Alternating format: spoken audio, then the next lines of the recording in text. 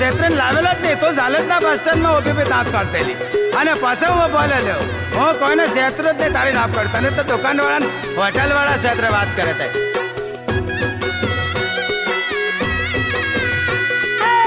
તું તો કે તેલો અલ્યા રાજ કરવા